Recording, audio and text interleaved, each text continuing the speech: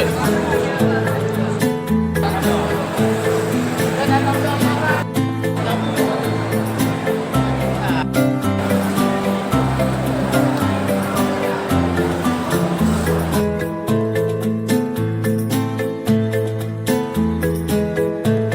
Hả? Ủa mà thấy nó môi đi hả?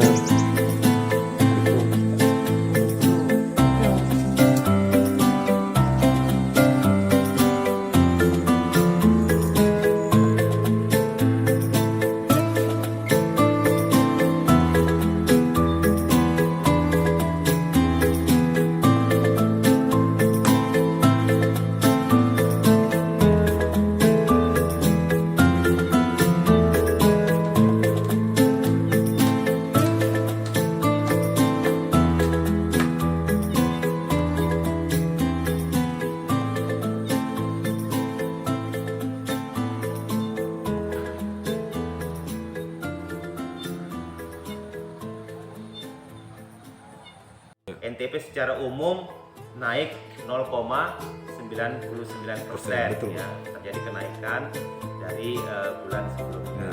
Kenaikan ini disumbang lebih pada kenaikan subsektor tanaman pangan, ya, kemudian subsektor hortikultura dan juga subsektor perikanan. Di samping kenaikan dari subsektor juga ada yang menurun, tetapi kenaikan yang naik itu masih lebih tinggi dibanding yang akumulasi penurunan.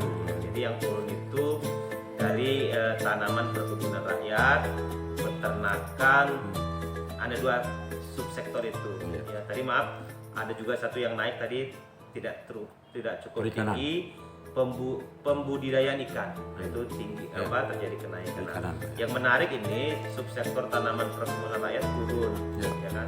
Artinya perkebunan rakyat bukan perkebunan perusahaan besar. Jadi ini menunjukkan sinyal bahwa teman-teman kan seperti contoh sawit itu kan masih perkebunan rakyat. Jadi teman-teman yang rumah tangga pertanian dalam sawit itu dalam hal ini dia belum bisa mendapatkan pengembalian dari yang dia produksi, sehingga NTP-nya turun. Jadi artinya dari sisi subsektor perkebunan rakyat, ya mungkin di breakdown ada beberapa tanaman perkebunan rakyat, tapi kalau dari sisi kelapa sawit juga begitu, kelihatan bahwa yang untuk rakyat tidak terjadi kenaikan.